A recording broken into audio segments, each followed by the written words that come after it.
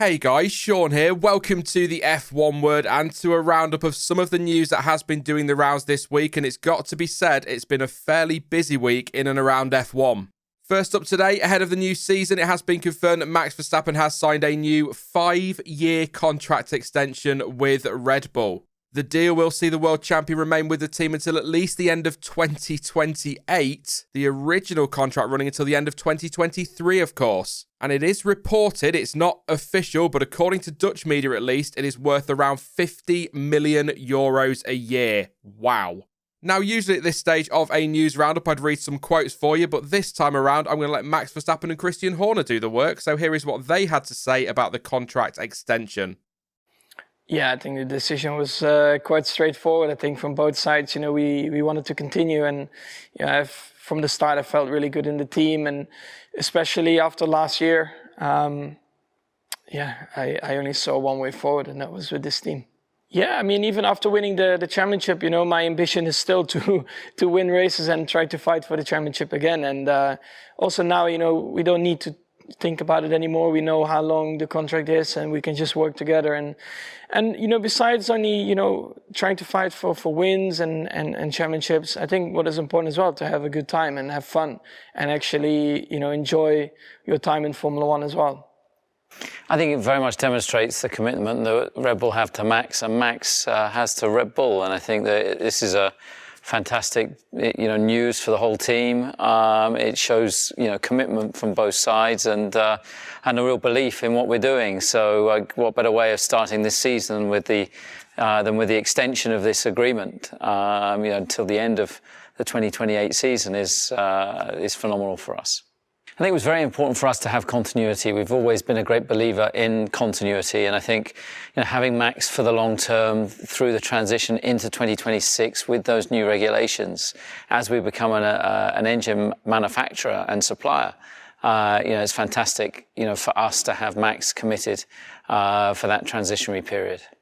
There we have it then. Verstappen is tied to Red Bull for the long term. It's a decision that may be seen as a bit of a risk on Max's part for some people, mainly because we've got these new regulations coming in and we don't know how Red Bull are going to adapt to those. Although I'm absolutely certain there will be performance clauses in the contract to enable him to leave if the team doesn't deliver. And actually back in 2019, it was reported that he had something like that in his deal, saying he could talk to other teams if he wasn't top 3 in the standings come the summer break. Ultimately, though, when it comes to F1 contracts at least, there always seems to be a way out if somebody wants to get out. But right now, that is not something for Max Verstappen to worry about. And from a Red Bull perspective, this was, in my view anyway, an absolute no-brainer, and the risk to them is pretty much minimal. I'm also going to say at this stage as well, the Dutchman is now committed to a team longer than any other driver currently on the grid, with Lando Norris the closest, and he's staying with McLaren until the end of 2025. That is quite the statement from both Verstappen and the team. Elsewhere, this week, F1 has confirmed its contract with the promoter of the Russian Grand Prix has been terminated. The statement from F1 simply read, Formula One can confirm it has terminated its contract with the Russian Grand Prix promoter, meaning Russia will not have a race in the future.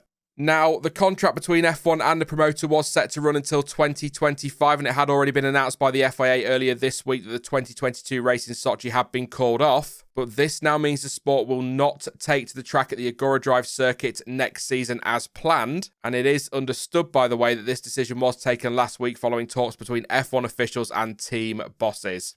Meanwhile, following an extraordinary meeting of the World Motorsport Council earlier this week, the FIA announced that Russian and Belarusian drivers would still be allowed to race under a neutral FIA flag. Motorsport UK, on the other hand, has taken the decision that drivers who hold a Russian or Belarusian licence will not be permitted to race in the UK, and of course that will have implications for drivers who want to race at Silverstone later this year. The FIA has also released some more information explaining that there will be commitments that Russian and Belarusian drivers will have to follow, which includes banning the use of national symbols, colours or flags publicly on social media, and they cannot be displayed on clothing, accessories, uniforms or any other personal items. The singing or playing of the national anthems of the two countries has also been outlawed, and the FIA has not ruled out taking further action in the future, with drivers warned that they could yet be refused entry to events if the FIA does decide to take further action. If you would like to read the full driver commitments document, then you can check out the source article linked in the description or head on over to FIA.com for more information. As for the situation down at Haas, well, at time of recording, there has been no official updates on the future of Nikita Mazepin and what Haas will decide regarding its title sponsorship. There are, as I'm sure you've seen, reports in Germany and elsewhere that say the team has decided to cut ties and that Pietro Fittipaldi will partner Mick Schumacher in 2022. There are, though, conflicting reports claiming that Antonio Giovinazzi is the most likely candidate to take that seat. However, addressing specifically the reports from Sky Germany, a spokesperson for Haas told Sky Sports News in the UK that those reports were in fact inaccurate.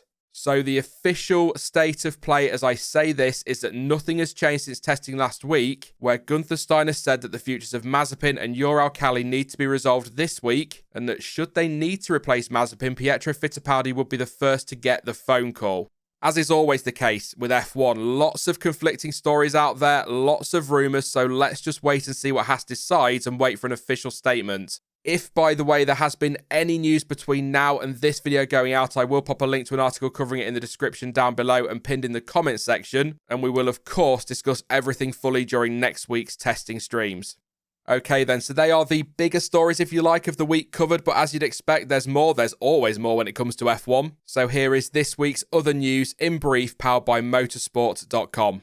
Ferrari boss Mattia Binotto has said that the team will run a mostly unchanged car during the official pre-season test in Bahrain next week, and that's despite talk that rivals Mercedes and Red Bull are set to hit the track with a number of changes, including some of their more aggressive aero developments. But Binotto says that the team's priority right now is to optimise the car it currently has and focusing on extracting more pace, saying the car is far from its best performance because of the high fuel running in testing and not running in higher engine modes. However, he admitted that they will always be, quote, concerned on upgrades of our competitors as they will be strong, but Binotto was encouraged by how the F175 ran during testing in Barcelona in February, especially when it comes to the mileage completed and the data the team has collected. I've got to say it's going to be really interesting in Bahrain next week. Michael Andretti has expressed his surprise at some of the negative reaction from some F1 teams about his proposals to enter the sport. In case you missed it, Andretti lodged a request with the FIA to join the grid from the start of the 2024 season. And while some, including Zach Brown, have backed the entry, others are not so sure, with Toto Wolff and Christian Horner stating that Andretti would have to show how its team plans to benefit F1 as a whole.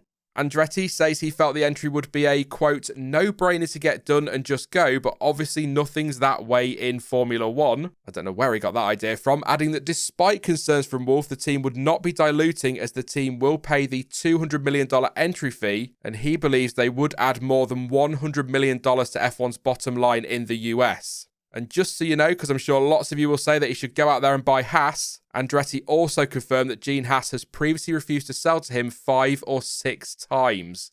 Daniel Ricciardo says that drivers will adjust to the reduced visibility that has come with the new 2022 cars and with it 18-inch wheels, but Max Verstappen admits that it is going to be much tougher when it comes to street circuits. Whilst most of the feedback, to be fair, after testing was positive, concerns were raised about driver visibility, and that's something Alex Albon had already mentioned following the Williams shakedown in February. But the Aussie expects drivers to get used to it, and after a couple of races says, quote, we'll be like, we didn't really feel it anymore, with Verstappen adding that it's not too much of an issue on a track like Barcelona, but street tracks will be different. And that was backed up by Fernando Alonso, who said that at some street tracks, again, quote, it is a challenge because we don't have the same vision from the cockpit, describing it as a new challenge for everyone.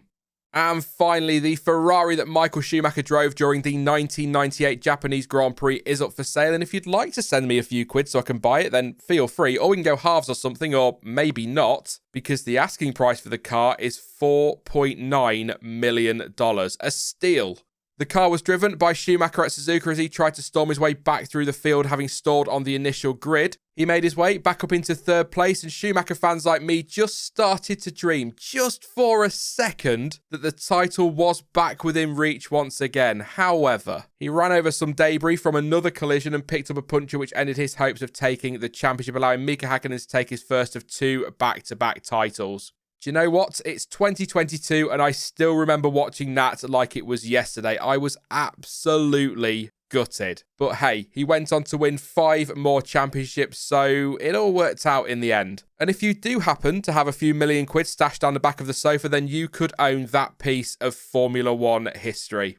That is it for this week's roundup then, but I will be back next week with the usual testing live streams. Yes, it's that time of year again. So from next Thursday, I will be live from 8 a.m. until 4 p.m. GMT. Just to let you know, the test itself does start at 7 a.m. UK, but I usually skip that first quieter hour. And we will be live across all 3 days of the official test with updates on what's happening on track, chat, and me slowly losing my sanity, or what's left of it.